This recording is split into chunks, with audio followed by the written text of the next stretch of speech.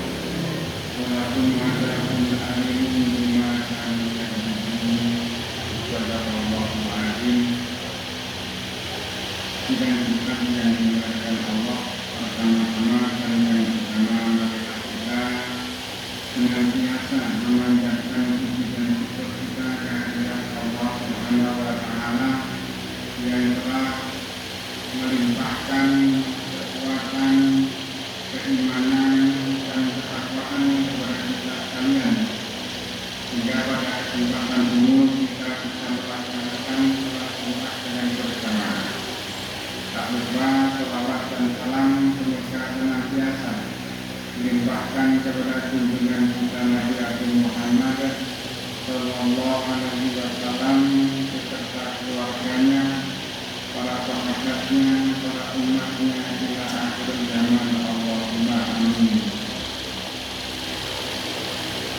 Sebagaimana selalu dikumandangkan oleh para hadis setiap Jumat.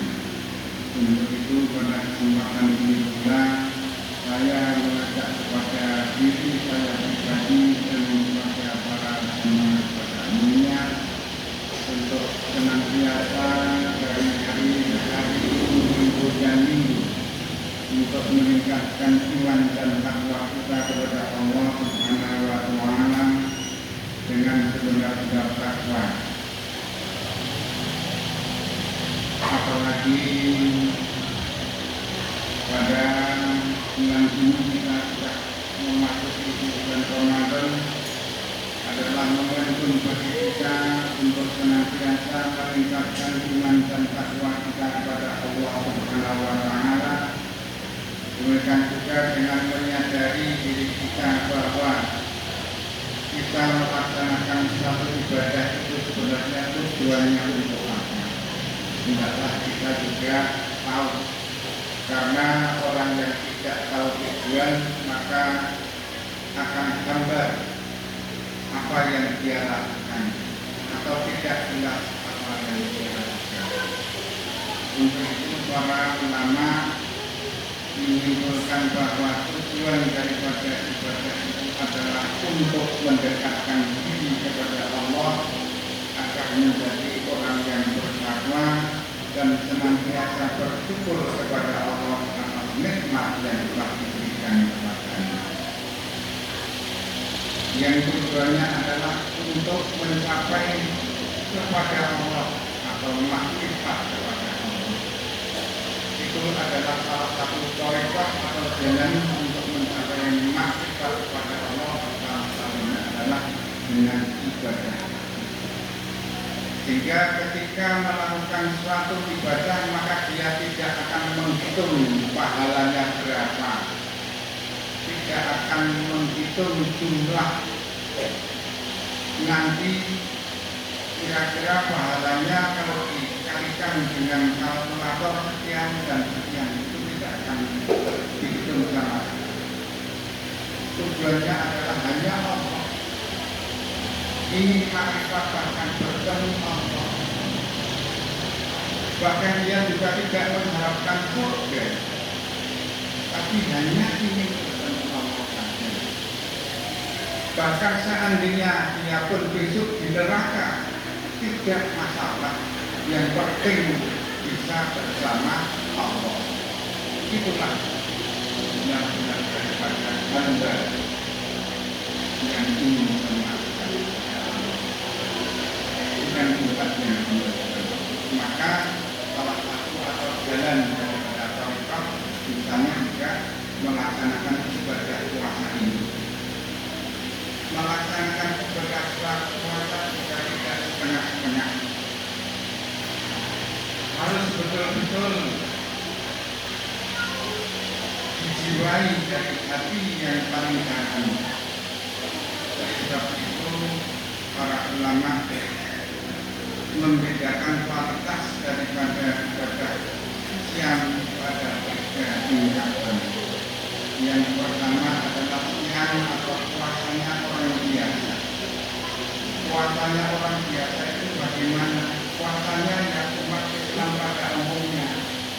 Konggone poso ya melu poso, konggone poso melu poso, kancane tapeh ya melu tapeh. Ya sudah dilakukan seperti biasanya seperti itu, sehingga tidak ada persiapan khusus sebelumnya.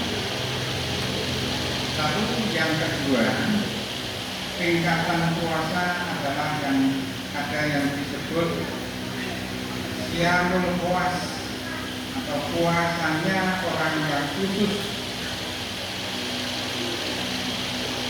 Jauh-jauh hari sebelumnya dia sudah mempersiapkan akan datangnya bulan Ramadan. Dari mulai bulan Sya'ban dia sudah mempersiapkan dirinya apa yang akan dilakukan di bulan Ramadan, sehingga puasanya itu bukan hanya sekedar puasa menahan makan dan minum, tetapi puasa dari ujung rambut sampai ujung kaki. Dia berpuasa dari mulutnya, puasa tidak merasani orang lain, matanya tidak berpuasa, tidak melihat hal-hal yang bisa memperburuk suasana puasa. Demikian juga dengan telinga, mendengarkan yang baik-baik. Lalu yang ketiga adalah asyam qawatul qawas. Puasanya orang yang khusus, yang lebih khusus lagi. Jadi puasanya bukan hanya dari ujung rambut sampai ujung kaki, bukan hanya puasa mata, telinga, dan lain sebagainya, tetapi puasanya itu dari hati, rohnya itu ikut berpuasa. Nah, itulah puasa daripada orang yang puasa. Itulah tiga tingkatan orang yang melaksanakan dan mengakui kebenaran Allah. Lalu cara yang kedua untuk mendekatkan diri kepada Allah adalah dengan cara apa? Dengan cara tentunya bersyukur, menyadari bahwa dirinya itu adalah hamba Allah yang tidak lupa akan kebaikan-kebaikan dari Allah, senantiasa dirinya bersyukur setiap saat, dan dia tahu bagaimana cara bersyukur. Yakni cara bersyukur yang pertama adalah menyadari bahwa segala sesuatunya itu adalah berasal dari Allah Subhanahu wa Ta'ala, tidak ada yang lain. Datangnya yang pertama kali sumbernya dari Allah Subhanahu wa Ta'ala. Segala macam benda, segala macam perbuatannya itu adalah berasal dari Allah. Yang kedua, bersyukur dengan lisannya, yang dengan asa mengucapkan kalimat-kalimat yang mengagungkan Allah Subhanahu wa Ta'ala.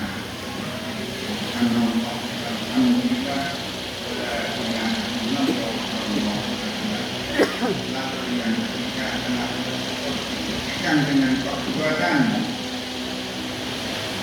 Bagaimana misalnya kita melaksanakan ibadah sholat, kemudian juga berinfak, bersedekah, dibuktikan bahwa dia tidak hanya ucapan lisan saja, tapi benar-benar dimanifestasikan ke dalam sosial kemasyarakatan, hingga pada akhirnya adalah membawa dampak yang positif bagi kebahagiaan, kesejahteraan umat manusia. Dan kemudian dimuliakan Allah, semoga yang ini bermanfaat khususnya dan kepada para jemaah sebelumnya.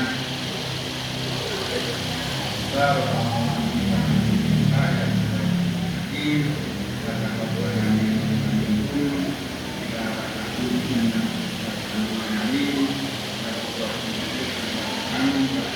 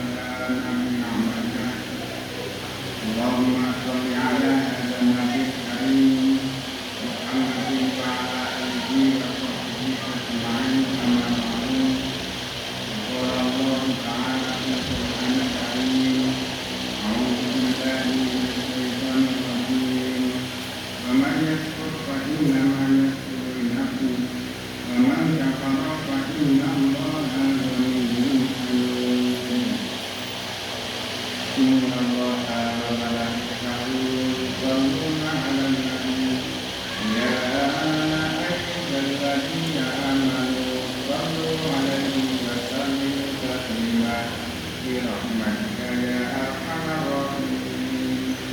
Allahumma ighfir lil mu'minina wal mu'minat wal muslimina wal muslimat al ahya'i minhum wal amwat innaka sami'un qaribun mujibud da'wat ya qayyum al-hajat. Rabbana la tuzigh qulubana ba'da idh hadaytana wa hab lana min ladunka rahmah innaka antal wahhab. Ya Allah, ya Tuhan kami, janganlah Engkau hukum kami hingga kami bersalah.